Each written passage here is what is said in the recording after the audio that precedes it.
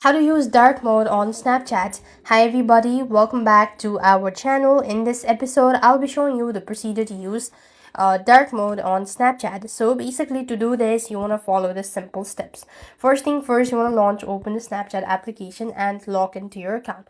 Also make sure that your application is completely up to date. Now then, in with, click the Bitmoji icon from the top right left corner of your screen. On the next field, you want to click on the gear icon, and here what you need is simply want to go ahead and look for these appearance section. So app appearance, here it is. Click that out and then you'll be able to find these app theme, right?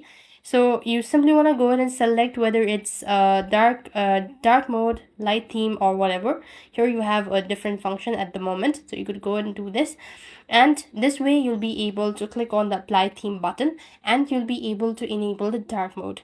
Now if you don't want to do this lengthy procedure, just simply exit out, just swipe down from the top, and then you have these dark theme right on the section.